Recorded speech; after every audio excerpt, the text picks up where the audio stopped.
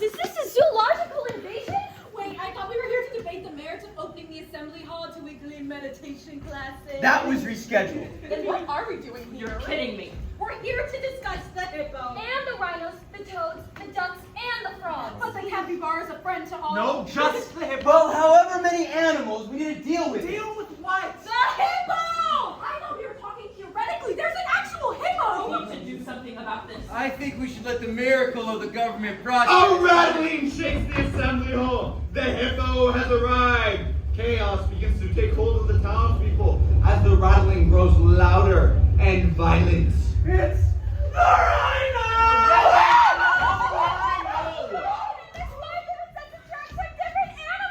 We hear the sound of tearing cloth and yelling. My cardigan! The townspeople activate their greatest and most effective defense mechanism, panic and yelling.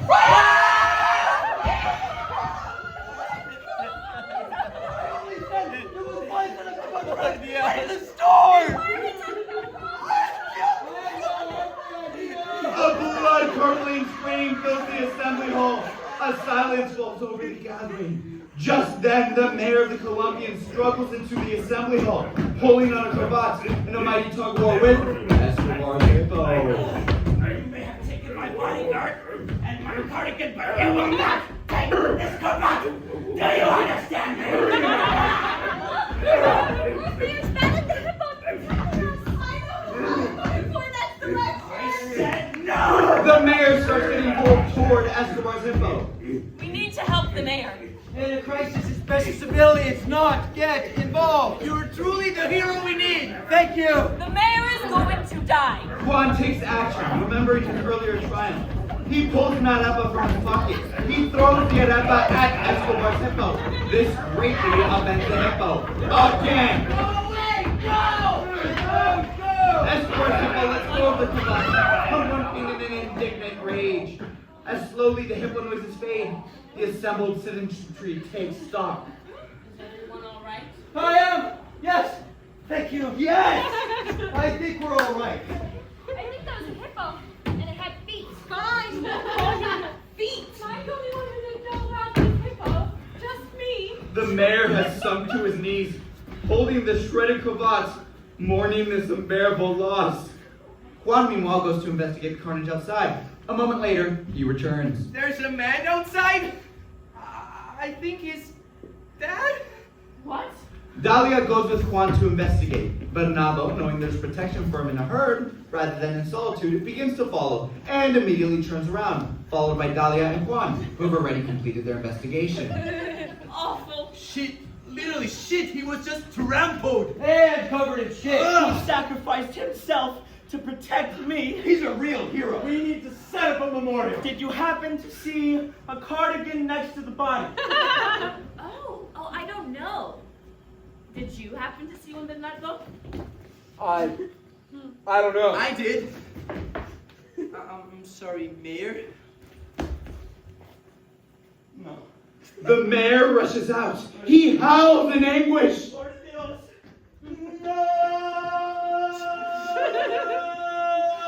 Listen to the mayor. What a pure heart mourning the loss of a manservant. The mayor returns with what used to be a really fetching cardigan.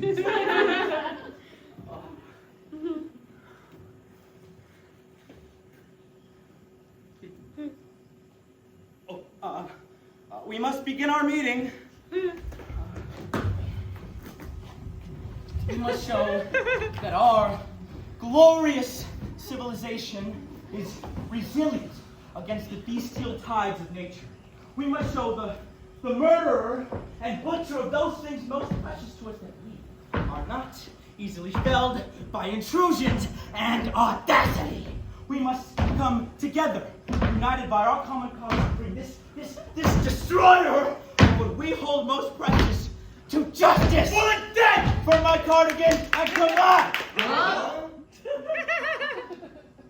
I mean, my manservant, his name, cardigan cravat, tragic loss. If I have another child, I shall name that baby Cardigan Cravat in his honor. Everyone applauds, using their clapping of their hands while to express approval of the participants.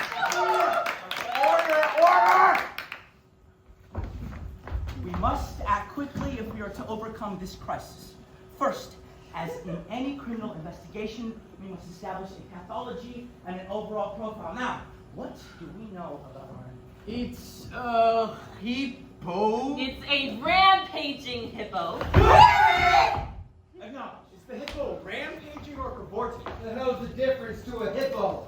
Rampaging denotes malicious intent. Cavorting means, God bless it, it doesn't know any better.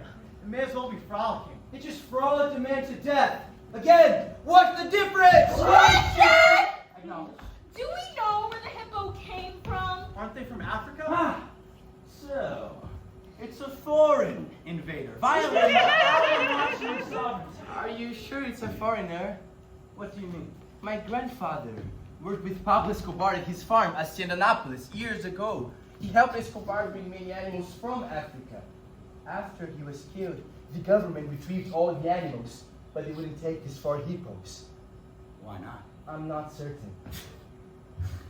Are you telling me that our government refuses to remove this invasive predator? Or is the government unable to remove the hippos? Explain. Well, it's clear that our government was able to arrest, detain, and deport the other animals to their countries of origin. Why not the hippos? Because they were able to try to kill anyone that comes near. Or did Escobar secure the correct documentation and paperwork to bring the hippos here and establish them as naturalized citizens of Colombia? Can hippos become Colombian citizens? The townspeople all look to the mayor for the expected guidance of their leader. The mayor, alas, is not a very good guide.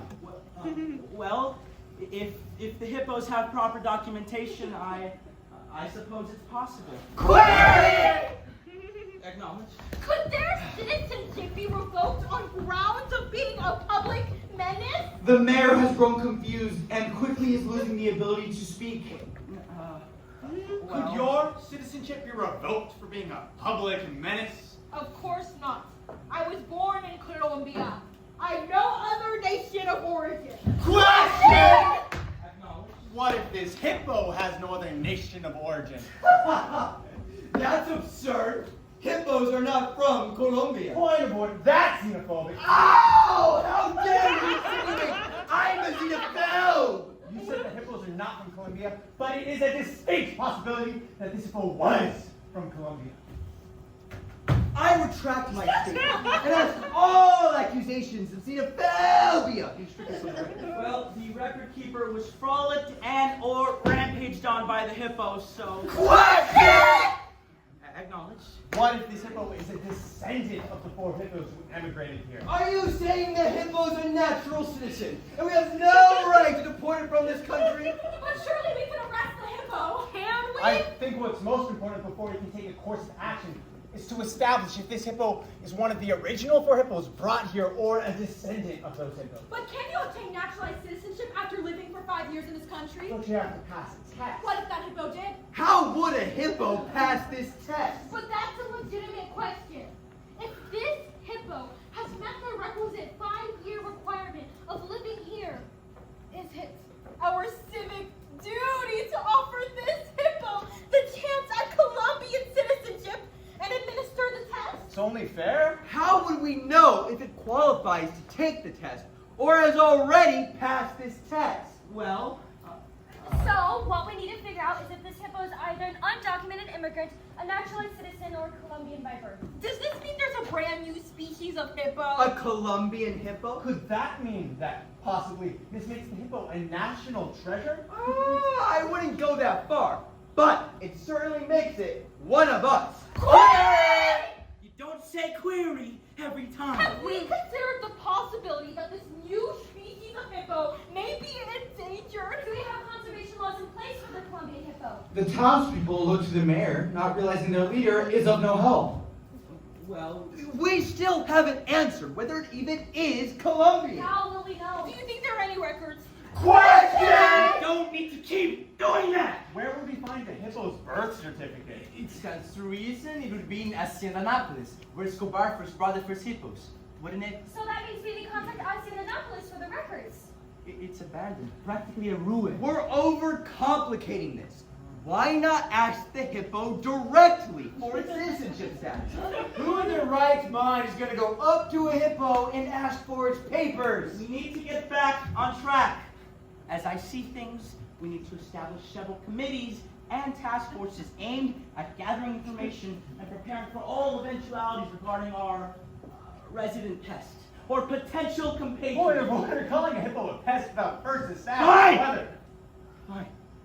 Strike it from the record. Now, as I see it, we need a task force for the eventuality of capture and deportation of the hippo should it prove to be an undocumented immigrant first overlooked by the Inteligencia Bogotá in the original raid of Haciendonopolis. Agreed. The citizens murmur in assent. Next.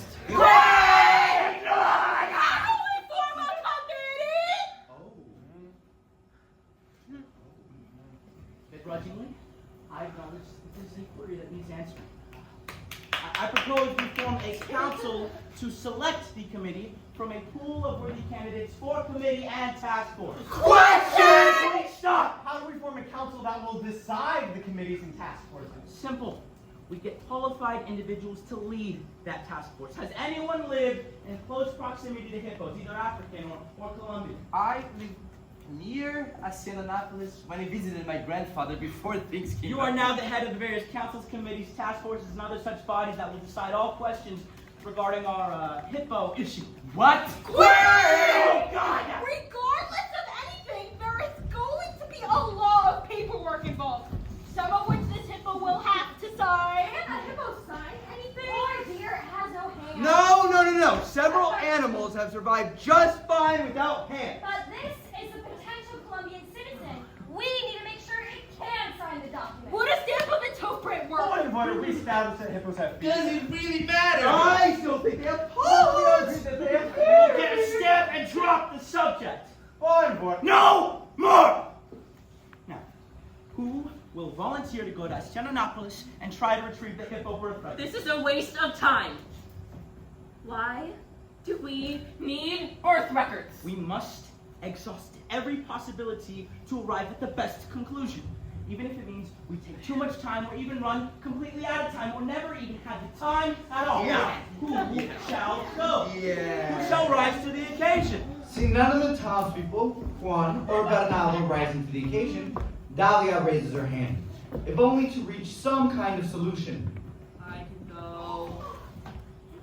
I can do it. I'll go with you. You may need protection. No, that's okay, that's Good okay. idea. Traveling in pairs means you can cover more ground. All in favor? All except Juan and Dahlia says aye. Aye. Dahlia hates her life, while Bernardo begins planning. This may be the romantic excursion I need to win her over, full of suspense, danger, and romance, like my critically underrated and criminally unproduced screenplay, Love in the Time of the Common Cold. We are going to get soon. Now go forth, you two. So it is. So it shall always be. I know who I'm not voting for next election. Kelly, offended at Dahlia's lack of loyalty, retaliates. I volunteer Juan to speak with the hippo. Oh, now there's an idea. Wait, what's happening? Go then, our most learned citizen, who having a degree is the most qualified to take the task. My degree is in communications. What degree is better suited for speaking with the hippo than communications?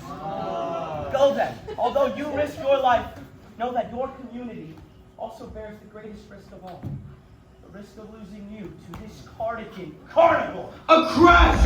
Escobar's hippo has returned with a vengeance. The people know what to do.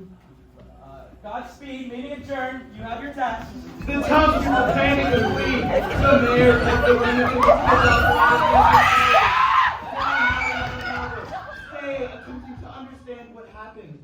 Juan, come with us. Bernardo